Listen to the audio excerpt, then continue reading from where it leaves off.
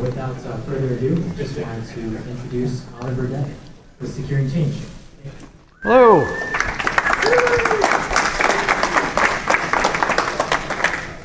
Hi, my name is Oliver Day. I founded a nonprofit recently called Securing Change, and today I'm going to walk you through where we've been, where we've come from, what we're going to do in the future, and talk to you about some of our future projects and volunteer opportunities, which is why I'm glad there are so many people in this room. All right, so Securing Change has a mission to provide digital security to agents of change. Agents of change is a term that I borrowed from Peter Drucker. And Drucker wrote about nonprofits as entities that are trying to make the world a better place. Now, this is in contrast to a for-profit whose only goal is to maximize shareholder value. Now, if you look at the IRS, they've got at least 1 million different nonprofits registered. A fraction of those have a budget, an operational budget that is over $100,000. Now, that $100,000 has to cover their rent, their salary, their infrastructure, any software, hardware, and most of them can barely afford the first 3 of those things. So enter Securing Change, right? This is why we're here. We want to help those guys with security because they cannot afford it. If you followed Wendy Nather, she has a term called the security poverty line, right? And that is to have a decent security defense. You need to have a certain set of core technologies purchased, configured, and operated by staff. And if you don't have this certain dollar figure, and I think for her it was like a 1,000-person organization, and it was around like $50,000. So maybe for smaller nonprofits that number is going to be a little bit lower. But all the same, most of these guys barely have an IT budget, and their security budget is 0. So this is what we're trying to work with. People that have a security budget of 0, but have just as many adversaries as Fortune 500 companies. So in essence, we're trying to lower that security poverty line by offering solutions and services that are going to be in this price range. So we have a different type of revenue model. Our revenue model is pay what you can. Now, you might, as an organization, only be able to afford $0. That's fine. We can work with that. We're more than happy to do pro bono work. Most of my directors are trying to convince me of this other side, which is we can't actually charge some people some amount of money. Because if you look at Form 990s, which is what nonprofits have to file with the IRS every year, some nonprofit executives make upwards of $300,000 a year. It's a very small fraction, but they do exist. So for those guys, I think we can still charge some amount of money. And for those of you who have worked with the security industry, you'll know that $75 per hour is a pittance in our world, right? Most charge between $100 and $400 an hour. But this allows us to have a very small fraction of our clients underwrite and subsidize the work that we do for those who live far below the security poverty line. So you might ask, well, how are you going to be able to offer so many people pro bono security if only a fraction of them are willing to pay? And that is a great question, and that's where you guys come in. That's why I'm so glad you're now a captive audience. I need volunteers, okay? I need people that can come in and do one of 2 things right now. The first thing is security scanning. This is something that I think most of us have the capability of doing. This is running Nessus or whatever tool you happen to like, W3AF, whatever, on these different websites. For the most part, I'm focusing on website security. It's the most visible for any organization, and even the smallest organization with like 5 people will generally have a public-facing internet site. So think about that. It's viewable to the entire world. Any bad guy can reach it, and they don't have any money to secure it. So coming in, running just a simple security scan against this, and then explaining it to the executive directors of these nonprofits. That's a huge thing that I need right now. what's fun about this is that you have to be creative, right? How many people have done this type of work professionally, just security scanning? Okay, there's a small portion of the room. Now, usually when you explain things to your client, you say, well, okay, you need to buy the following things, you need to get some staff in place. None of those solutions are gonna work here. You have to be creative. Sometimes the solutions that I've come up with are, we need to get you a robust automatic backup system, so the next time you are attacked, you can recover in under an hour and not have to spend $1,000 on someone to come in and recreate your WordPress website from scratch, right? This is the type of solution that I need.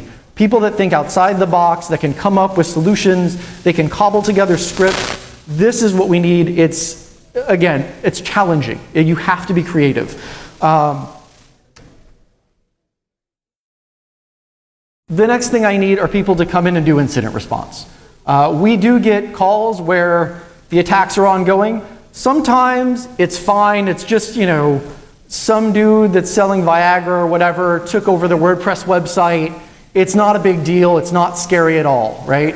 But sometimes, right, one of the classes of businesses or organizations that falls under agents of change is the NGO or the non-government organization. These are people like Human Rights in China. They have very scary adversaries. When they're getting attacked, it is not just to sell Viagra. People's lives are literally on the line, and they don't have any money either. So we need people to come in, answer the red phone when they're getting attacked, during the attack, maybe even afterwards, come in, go through the incident response process, help them expel the attacker, get their defenses back up, show them what they did wrong. And again, you're gonna have to come up with creative solutions here. But these are the two main things. I would say the most common incident response that we're having so far and that I predict in the future will just be website breaches. So if you guys have ever heard the term drive-by download, this is a term coined by Niels Provost from Google. This is just where, you know, somebody somehow lost control of their website. Maybe their webmaster's laptop got popped. So now the FTP password is in the hands of the attacker, and they're just uploading iframes and obfuscated JavaScript to the website. This is the most common. It's pretty simple to go through. You rotate everyone's passwords. You ask them if they have a clean backup to restore from. Try not to roll your eyes when they say they don't have a clean backup to restore from. And you know, work with them. You're going to have to go through and, you know, probably go through source code, find where all the bad stuff is, pull it out. It's pretty simple to do. If you don't know how to do it, I'm more than happy to train you. Other things that we do, if you're local to the client, we go in, we look through their computers, we look for rootkits. If they don't have certain types of defenses in there, we go ahead and install it for them. This can be stuff like Komodo or, you know, Little Snitch, just to see when outbound connections are coming up. But then also follow-up, coming back 3 and 6 months later to see if they've disabled everything because it's annoying. And they do that a lot. So it's nice because we aren't getting paid, and so we don't have to worry about whether or not it affects our bottom line. If you're too busy as the initial volunteer, we can just reassign a new one. This is the model that I'm hoping for. All right, so that's where we came from. That's what we're doing right now.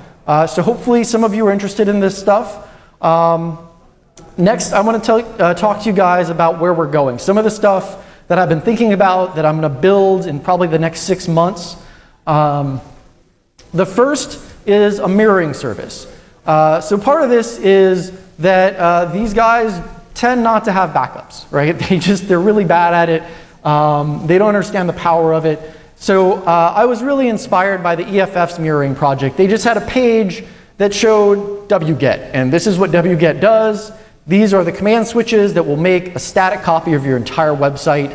I want to take that to the next step and offer all agents of change the ability to have us automatically capture static copies of their website. So worst case, DDoS knocks them out, or someone infects their website. We can provide them with a clean static copy of their website that they can put back online while they figure out how to deal with their issues. That's version 1. Version 1's pretty simple. It's going to be what, wget plus cron plus probably a git repository. Version 2 will be backing up the actual source, right? The server-side source code, their PHP, their database.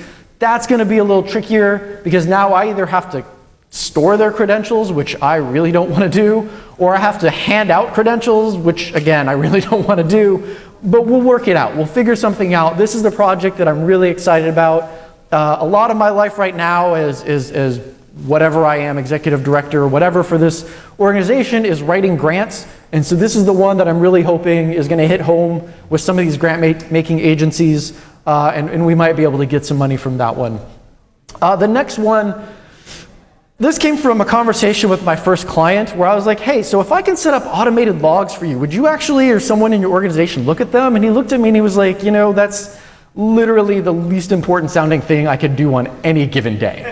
And I was like, that's really comforting. Thanks, Chris. That's awesome. So, but it inspired me because what we can do is just make a collective security operations center, right? I've talked with a guy at Splunk, at least that time, maybe he was drunk, he sounded really enthusiastic about the idea of giving me a license, and we can just collect all of their server logs.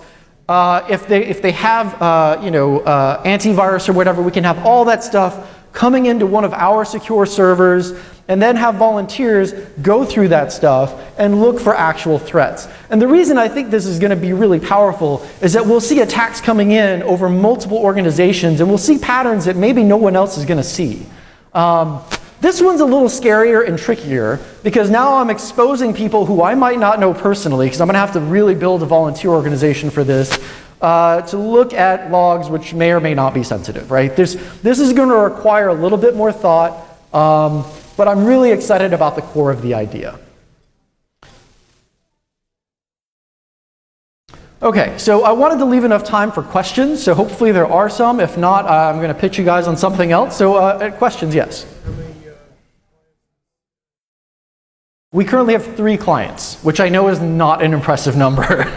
I come from Vermont, so that's huge. Okay. Since roughly October of 2012. It took me a while to figure out how to form a 501c3 corporation. By the way, we're still not, right? It's tricky. So we're recognized by the state of Massachusetts as a nonprofit, which means we can operate. If someone sues us, they can take whatever assets I have in the organization, which is pretty much zero, but they can't sue us personally, which is important.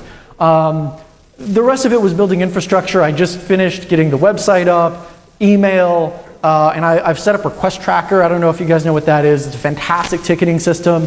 So now if someone writes an email to help@rt.securingchange.org, a ticket is automatically generated.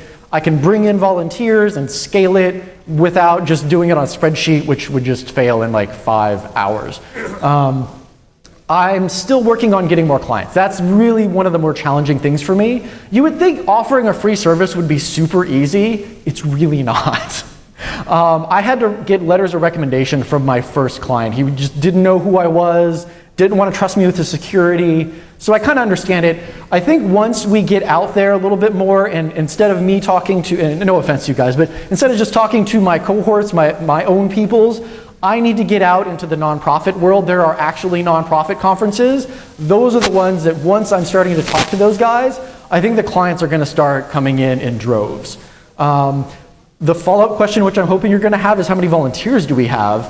Currently, 14.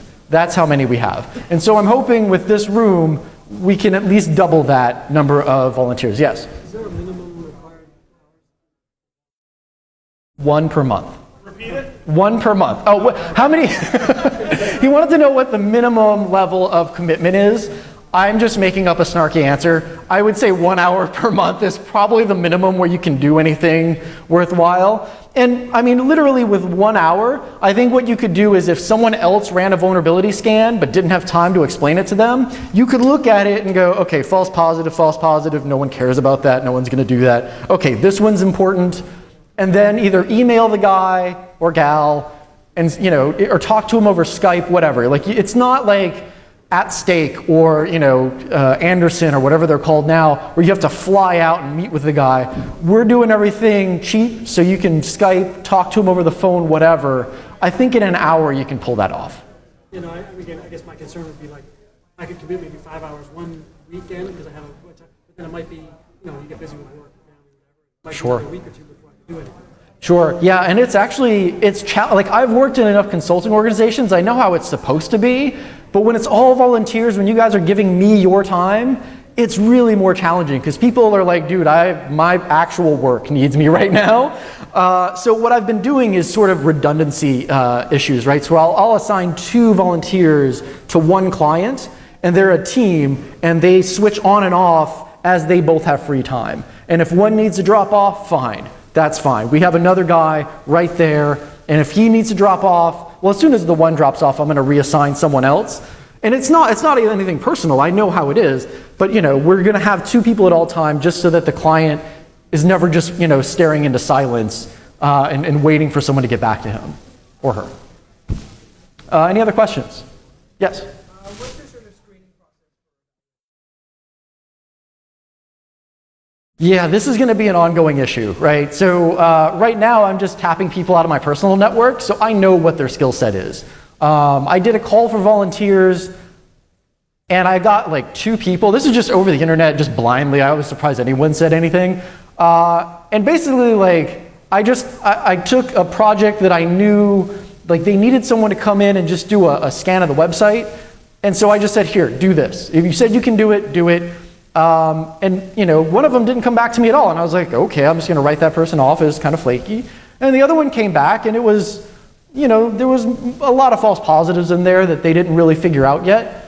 So we had, it's going to be difficult. It's something I really need to work on a little bit more. I think really what it's going to be is you're going to get assigned something. If you fail, you're going to lose karma points. If you do awesome at it, you're going to build karma points. And I'll probably have tiers of volunteers, like people that Oliver knows directly, people that Oliver has worked with a few times and have done an awesome job, and then down and down and down, right? To like, you just met Oliver on the internet and now you're volunteering. But it is scary for me too, right? Because I have to trust random people from the internet who want to help. So I'm going to have to figure out a tier of services that those random people can do. I like more people that I've met in person, that I know, that I have a relationship with. One of the other ideas that I'm working on is going to ISC Squared. I know it's a very divisive organization, but they have 75,000 people with certificates. I want to make Securing Change able to offer CPE credits to those people, so that way when they're trying to earn enough credits for their certificate renewal, they can do that and do good for us as well, right? And I think having an organization back someone will sort of up them in the tiers of people. Like, whether or not they're good or not, at least someone's backing their name with an organization. So I know ISSA is here as well. I've been talking with the president of the LA chapter. So I really want to get into these bigger organizations and find ways to harness all of their members, so I'm not just putting out random calls on the internet and asking for people to come help me. Yes? So what's the criteria for accepting bias at all? And then if there's a volunteer, can they just say, I'm not Yes. going to deal with that company? Absolutely. So there's 2. So the first one that I came up with, and I probably shouldn't be saying this because it's being recorded. You cannot be a hate group. Okay, if you are a hate-based organization, we're not going to advocate that people hack you, but we're not going to help you, right? I would probably call this the Westboro Baptist Church rule if I could, but I'm not going to, not publicly anyway. But if you think about it, they are a non-profit. They're a church. And they, in their twisted minds, think they're making the world a better place. I just disagree with them. Now, I can't say, well, Oliver doesn't want that and it's just not going to happen. I have to make rules that make sense, that anybody can step in if I get hit by a bus or my board's like, dude, that guy is crazy, get him out of here, and a new president gets appointed, that those rules can still be applied in a very equitable manner. So if you're a hate-based organization, if you advocate hate, or violence or bigotry, you're on your own, figure out security. I'm sure you can hire someone on your own. Political groups are also kind of tricky, right? The IRS has rules about nonprofit status, that you cannot directly lobby or directly support lobbying I have a legal team that is looking into whether or not I can help people. But like someone asked me the question like, well, if the Tea Party came and said, hey, can you help us? Would you? And I was like, well, I might not personally help them, but if we have volunteers that are like, yeah, I'm totally fine with that, then sure. Again, with political groups, I have to find out if it's even legally possible for us, because we are going to be a 501c3 soon. We have a law firm on retainer. As soon as I raise $2,500, I can pay them. They're going to file the paperwork for us. By the way, that's the site for our donation. If you want to help out, right there, donate.html. Right now, not tax deductible. As soon as we file our paperwork, it is retroactively tax deductible.